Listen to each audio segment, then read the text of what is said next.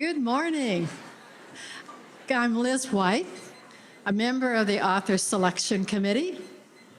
We are so excited that Karen Joy Fowler, author of Booth, is the opening act for a day to celebrate women authors.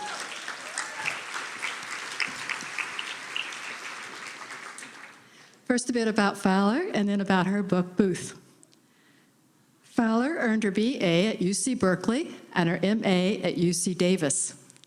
She is a New York Times best-selling author of 7 novels and 3 short story collections.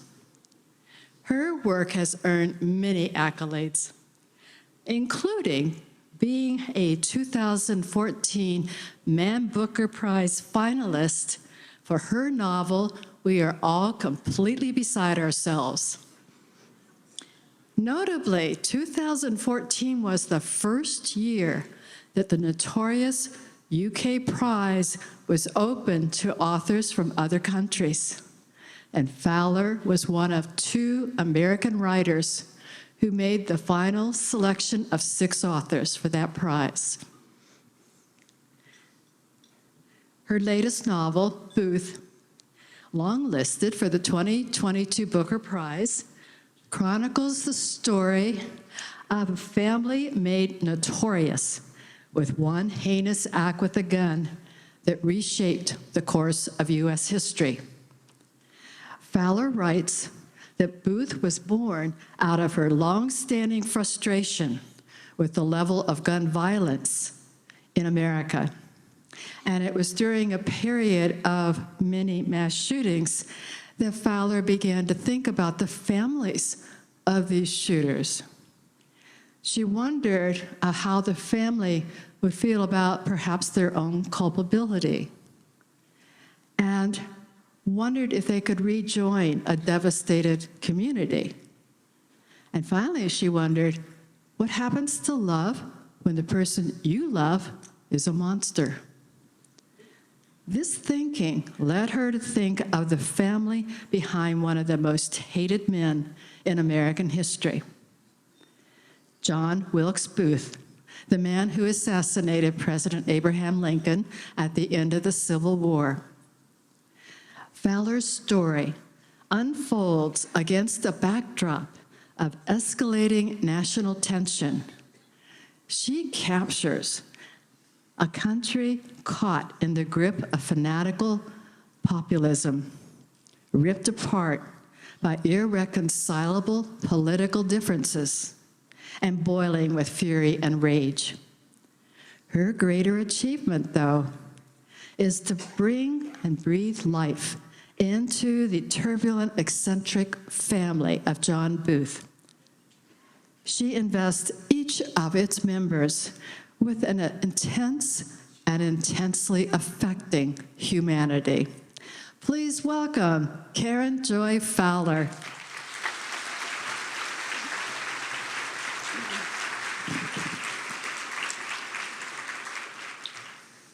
Thank you. Thank you for that lovely introduction. Thank you all for being here. It is both exhilarating and terrifying to look out at all of your faces. I have long had this dream of something that I have never actually done, which is that I would start a talk by reaching under the podium and bringing out inconsequential and mysterious items, and like, a bottle of soy sauce perhaps, and maybe a pair of binoculars, and just lay them out, give my talk, and then put them all away again without a word.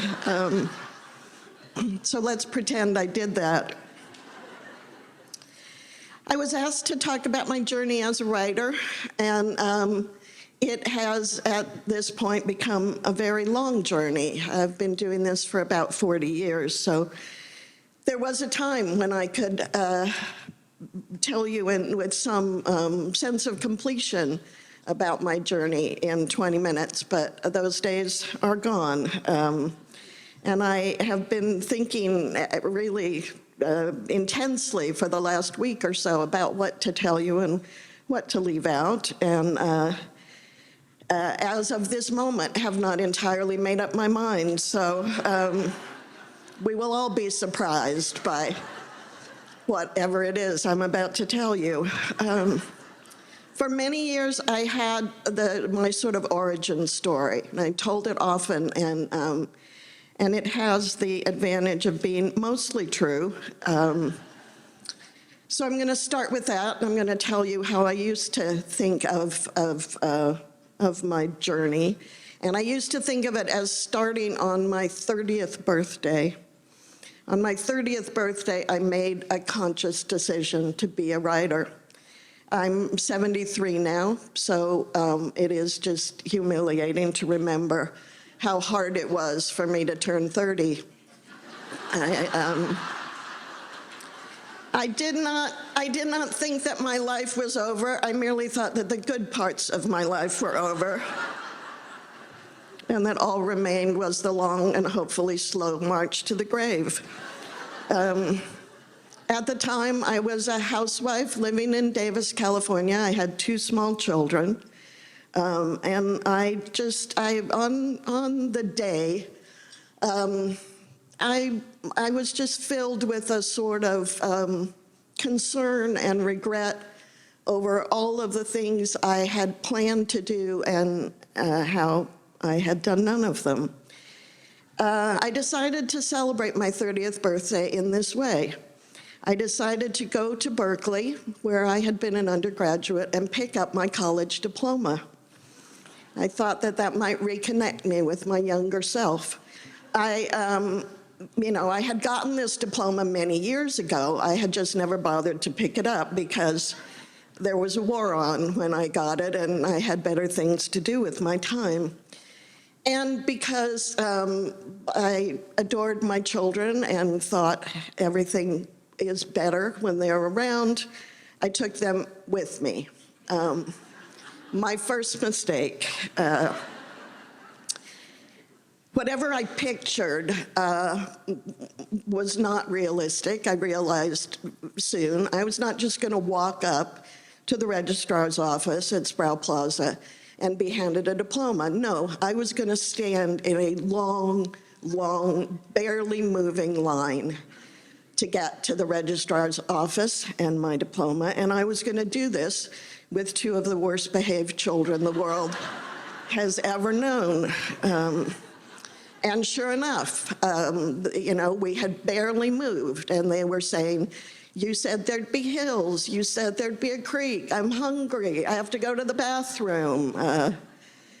And I did what I tended to do when I really needed them to be quieter, which is I told them a story. I had these long-running series of stories about 2 kids, coincidentally the same age as my children, with names very similar to the names of my children, but even worse behaved. I was always hoping to preempt anything they might think of doing by having my characters do it first and come to a very bad end over it.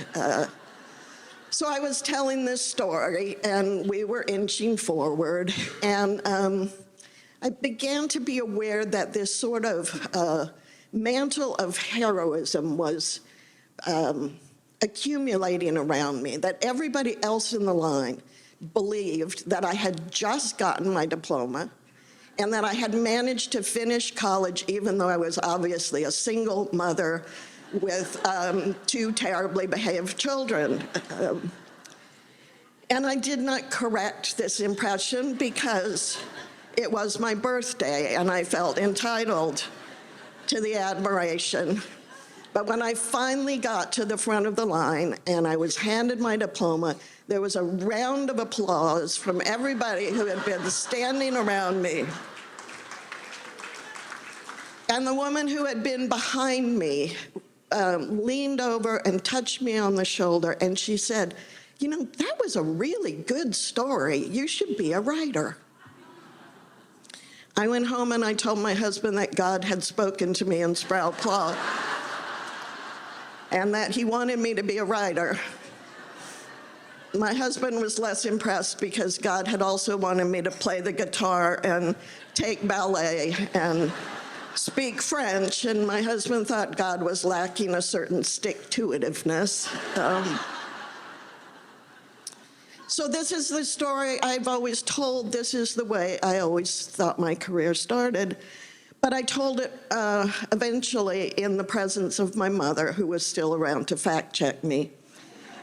And she said, "What nonsense. You always wanted to be a writer. You were always going to be a writer." And when she said that, I realized two things. I realized that she was right. And I realized that in some peculiar way, as our memories become more and more unreliable, or we understand them as more and more unreliable, I had completely erased that from my sense of who I was. I think I liked the story. I think I felt it made me different, that most writers knew early that they were going to write and started writing very early. And I liked this other story where it just came as a bolt from the blue, and I was not at all like every other writer I knew. But it turns out that I am, in fact, like every other writer I know. I was on a panel several years ago with a man who said something that has stayed with me for a long time. He said that he had become resigned to his material. And he said, there's nothing we can do about it, really. We all had the childhoods we had. And so this new sense of my writing journey, having actually started in childhood, made me think a lot more about how that happened, about how I could connect my childhood to the fact that I was now a writer, and what my material was, a kind of mysterious question I had never bothered to ask myself. This is maybe the moment to confess that I had a very happy childhood. Maeve Binchy and others, but Maeve Binchy in particular, has pointed out that this is a very unsuitable beginning for a writer. I grew up in Bloomington, Indiana. My dad was a psychologist at IU. He studied learning behaviors mostly by running rats through mazes. I spent a lot of my childhood in the rat lab, and I do every once in a while catch myself right on the verge of saying to a group of people that, of course, we all get such a nostalgic hit off the smell of rat cages, but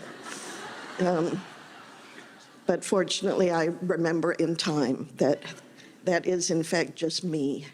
But rats do loom very large in my personal mythology. My mother was a nursery school teacher and a specialist in early childhood development, and they were wonderful parents. I had a kind of childhood that I think is not so common these days, which is just a childhood full of enormous freedom, both spatially and temporally, that I would leave the house in the morning on a weekend, and nobody would know where I was or what I was doing for most of the day, and nobody seemed terribly interested in where I was or what I was doing. In Indiana, none of the yards were fenced, so you could walk through everybody's backyard on your way to wherever it was you were going. My children had a sort of more circumscribed version of that childhood in Davis, and my grandchildren, I don't think they spend a moment when they're not supervised by an adult. Michael Chabon has talked about a childhood like the one I was lucky enough to have, and the sense that every time you left the house, there was a possibility of an adventure beginning. It never actually came, which is the good news, because I don't think we really want adventures. We're readers, after all. Actual adventures are dangerous, and you're cold and you're hungry, and it's much, much better to be lying on your couch reading about somebody else being cold and hungry and in danger. But just that sense that something could happen was quite wonderful. I moved from Bloomington, Indiana to Palo Alto, California when I was 11 years old. I like to say that I moved from the utopia of Bloomington, California to the hellhole of Palo Alto, California. Girls in Palo Alto at 11 were much older than girls in Bloomington at 11, and I could not really navigate this new landscape very well. I became quiet. I became an observer rather than a participant. All, in retrospect, I think very good qualities for a writer to have. I did eventually lose track of that early ambition to be a writer. I had spent a childhood where I read constantly, and I wrote a lot, and everybody thought I would be a writer. All of the adults around me, all of my friends, I myself, we all thought I was going to be a writer. And then at some point, as I said, not only did I lose that, I completely erased it. I think that I'm a very contrary person, which is also a good quality in a writer. And I think just the fact that everybody expected this of me was enough to make me think, well, I won't do that then. I have 2 degrees in political science. The job I imagined I would get with those 2 degrees remains a mystery to this day.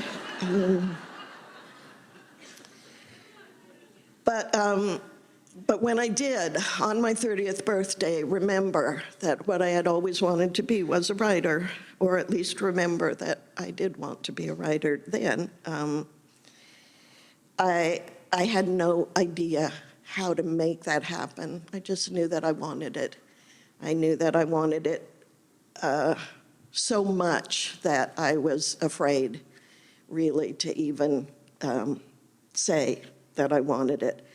Because it occurred to me on my 30th birthday, running through the entire career I was about to have, that it was very, very possible that I would put my heart and soul into writing my stories and my books, and nobody would want them and nobody would like them, and that I would be looking back at a life where I had failed at the one thing that I wanted the most. And I think that I had to be 30 to finally understand that looking back at that life would be better than looking back at a life where I had never tried, where I had been too afraid even to try. So, as luck would have it, I have certainly had my share of failures. I always think when I hear my introductions, it sounds like I just moved from one prize to the next and one golden moment to the next. And I got 23 rejections from my first novel. And for We Are All Completely Beside Ourselves, the novel that was shortlisted for the Booker, 19 British publishers rejected it before my agent basically blackmailed someone into publishing the book. Yes, it has been a life blessed with many wonderful things, and also a life where I have learned to take some difficulties, have learned to survive some difficulties. I had wanted to talk to you more about Booth than I have left myself time to do. But I'm going to say just a couple things about, in answer to that sort of early question about what my material is, given the fact that there was so little to complain about in my childhood, by saying a couple of things that I think Booth illustrates in terms of where my head is when I am putting together a book. And one of them is that I have all of my life suffered from what we call the Rosencrantz and Guildenstern syndrome, which is an obsessive concern over the fates of peripheral characters in other people's stories, that I find my own stories in those corners. And having told you how important rats are to me as the clever and affectionate and willing creatures that they are, I will tell you that my mother liked to tell people that when I saw Cinderella for the first time as a young girl, I came home very, very, very distressed about the rat and the mice. The glass slipper, Prince Charming, yada, yada, yada. There were these characters in the story who got to be human for a brief period, and they had to spend that period as servants. In the little window of time that they had, my mother said, I came home and I said, they didn't even get to dance. And I think that, a lot of what I think about when I write is all the people in this world who never even get to dance. So I have lived my whole adult life halfway between gratitude and rage over the world that I see. Gratitude because my own life has been so lucky, and I would not be so churlish as to not be grateful for the wonderful life that I've had. But I cannot be blind to the fact that other people have lives that do not resemble that kind of luck at all, and that it is horribly unfair, the way the world has been sorted. There's a wonderful line in Belinda's beautiful book, A Map for the Missing, where she talks about people who just try to survive the people who make history. And those are the people I'm interested in. And in Booth, although John Wilkes is there at every moment, and I know that the reader is thinking about him at every moment, the book is not about him. The book is about the people trying to survive the history that he has decided to make. The book is about his brothers and sisters. And I think I had a particular mission when I wrote the book. I wanted to prove to the world that people who don't murder presidents are just as interesting as people who do, and that John Wilkes is not the most interesting person in this family. I would not even put him in the top 3. And that other people should get their stories as well. I think that, that there is just, I have a sense, I'm sure shared by many people in this room, that there is just kind of a meanness abroad in the land, that we are seeing meanness played out, we are seeing it elevated, we are seeing it admired, and that is, I've always felt that I live this kind of aquarium life, where inside my aquarium, everything is good. I like almost everybody I know, and that is an easy thing to do because almost everybody I know is really, really lovely.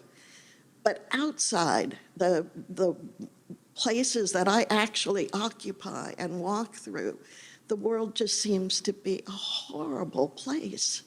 And so my material, I think, is that I am always, always trying to answer the question, is the world more beautiful or is the world more terrible?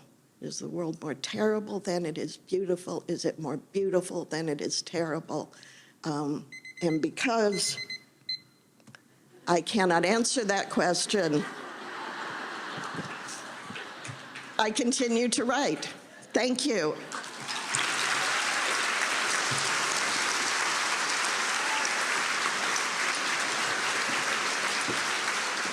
Thank you, Karen. Good morning. I am Amy Ulmer, and I'm chair of the Author Selection Committee. And I have the privilege of asking the questions for the authors today. And we're going to begin with this wonderful author and very funny woman, Karen. So the questions are somewhat random. So one person wrote, I love the garden motif on the book jacket, flowers, birds, and a snake. Can you tell us what these images symbolize in relation to the novel?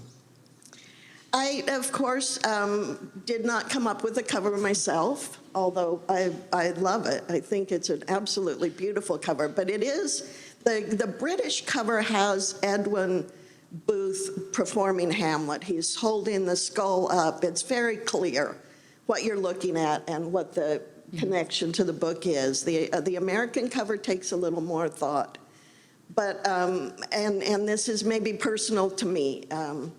I told you what a happy childhood I had.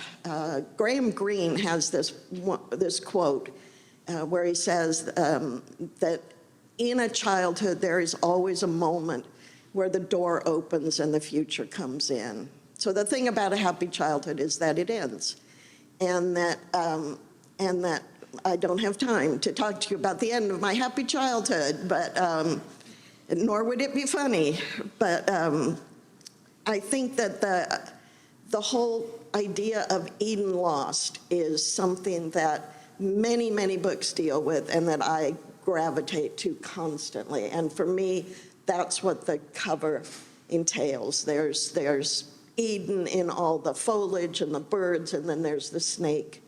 And the one change I asked for on the cover was to make the snake a copperhead. And Did they? they did, yes, they did. Thank you. Of the three siblings in the Booth family, Rosalie, Asia, and Edwin, which one did you most enjoy developing for the story and why? The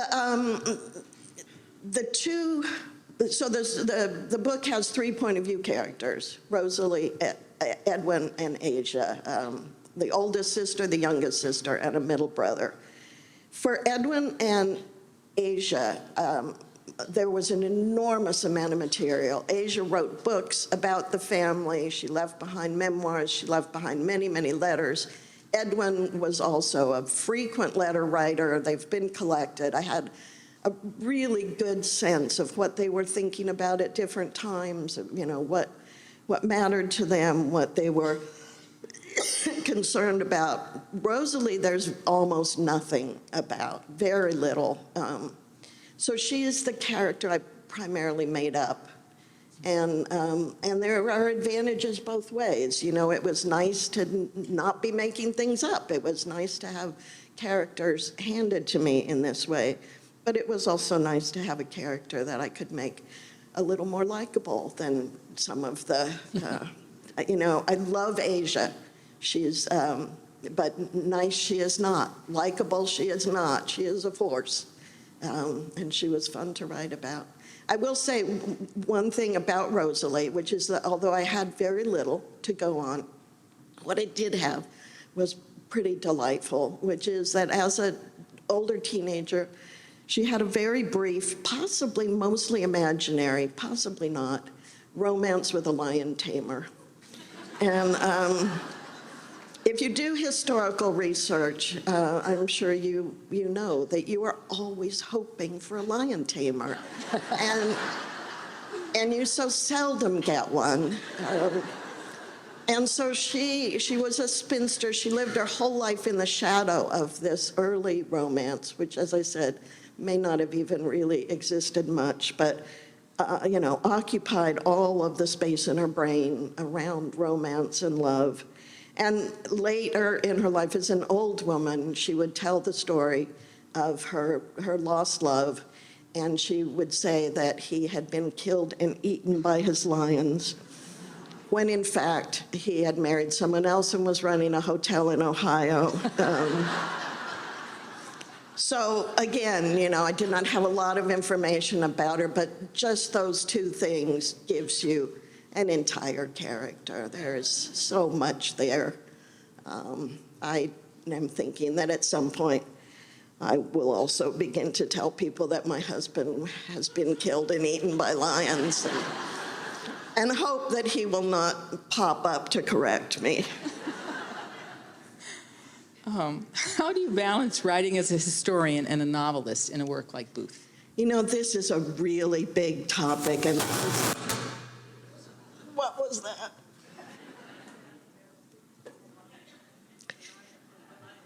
This is the lion tamer, yes. This is just an answer that needs a lot of space. I've been thinking a lot, of course, about historical fiction.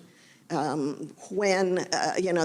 feel there's a continuum that some novels lean more towards fiction and the historical part is less important. Some novels tip towards the history and the fiction is not the important part. But just sort of the whole indefensibility of the project to begin with. I've already told you how unreliable my own memory is, in that I erased whole parts of my inconvenient past. And you have done that too. I am sorry to inform you that we know now that memory is just completely unreliable, and we know that eyewitness accounts are completely unreliable. And what is history but memory and eyewitness accounts? We know nothing. And it's also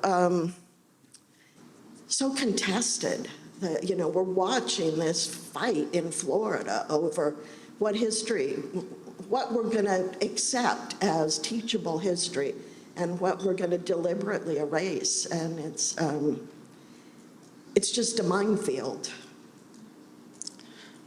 Is there a message or perspective you want readers to take away from reading Booth?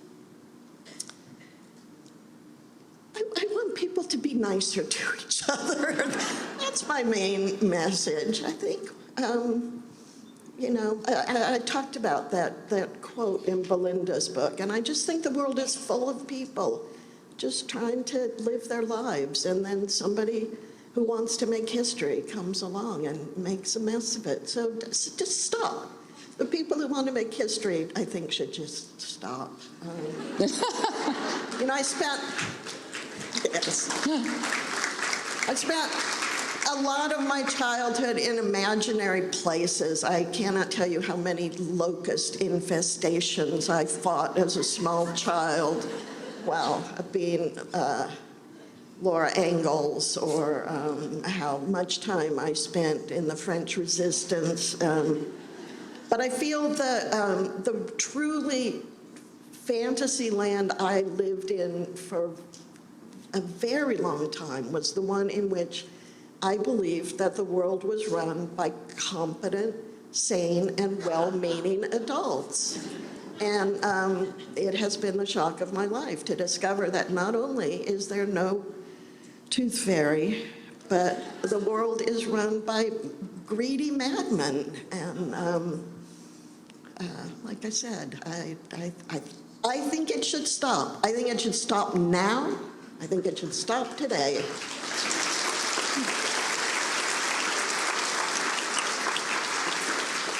So what books are on your nightside table, and what are you going to be reading next or now?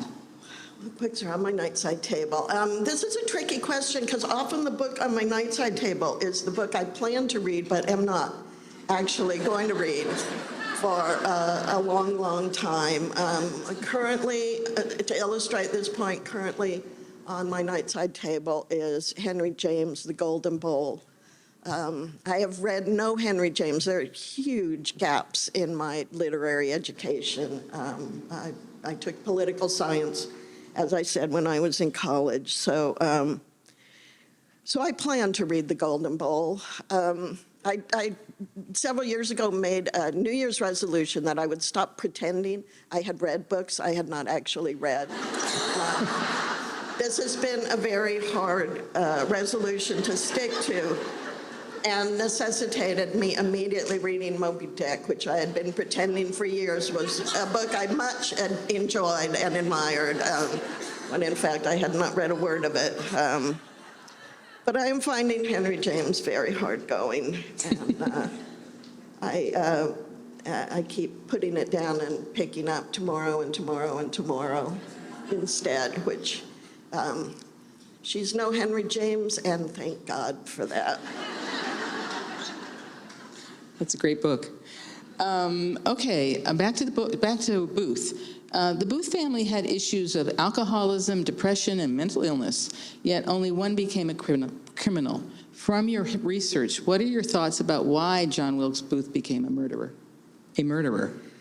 I think one of the reasons that I didn't want to one of the many reasons I didn't want to center the book on John Wilkes Booth is that I do not have an answer to that question. You know, he strikes me as a very unlikely candidate for an assassin. He was handsome, he was popular, he was successful. He lived in a family where he was adored. And this is just not, to my mind, the biography you expect to find from somebody who goes out to assassinate the President of the United States. I do think he was very much an outlier politically in his family. The rest of the family was very pro-union. They were very pro-Lincoln, and they were very anti-slavery. And he felt isolated within the family. He felt that his heartfelt positions were not respected. So I think there was some of that. He was quite successful. I think there's this myth that he was not a very good actor, which is not the case, I think. Ronald Reagan was not a very good actor. John Wilkes Booth, I think, was a good actor, but he was not as good an actor as his father or his brother Edwin. And I do think that mattered to him. He was a very emotional person. He appears to have been completely undone by the suffering of white people in the South during the Civil War, while entirely unmoved by the suffering of black people under slavery.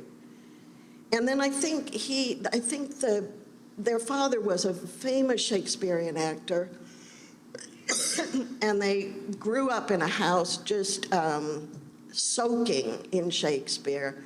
And I think it gave all of them, but especially John Wilkes, an outsized sense of destiny, a desire to be a big figure on the world stage, to have a Shakespearean narrative. And I think he set out deliberately to create that. But there are many other things going on. He appears to have been kind of a puppet in the hands of the Knights of the Golden Circle. He appears to have been completely drunk the whole week of the assassination and perhaps not thinking things through as clearly as he might have. But I don't know. I really, the rest of the family is so different. On to something different. I understand that you began your career as a writer of science fiction. Now you're writing historical fiction. How difficult was it for you to move between genres, and might you return to sci-fi? I have never stopped writing science fiction. I have, without really thinking about it too much, I have created this bifurcated career where I write short fiction that is fantasy and science fiction, and my novel-length works are not, are literary fiction. But I perhaps, again, my personal mythology perhaps places too much emphasis on this, but in Bloomington, in the library where my family and I spent a lot of time, we went every Friday to the library to bring home books, things were not sorted by genre. Everything was just alphabetical on the shelves. And so it never even really occurred to me that I was reading something different if I picked up a book and there was a spaceship in it, or if I picked up a book and there was a cowboy in it. It's just not, it has never mattered to me. There is not a single shelf in the library or bookstore that does not have books that I think are very good and very interesting. And I have gotten at least one book, and possibly two, from deliberately going into a library and taking down a book for no other reason than that it held no interest for me at all. My whole first novel came from pulling off of the shelves at the Davis University Library a 3-volume history of Tacoma, and thinking, how can there possibly be 3 volumes worth of history in Tacoma? This appeals to me not at all, and so I will read all 3 volumes of it. And I highly recommend that to the rest of you too. Go in and look for the book that does not want you to read it and insist on reading it. I think the librarians in the audience really appreciate that. So thank you very much, Karen. Thank you. Thank you.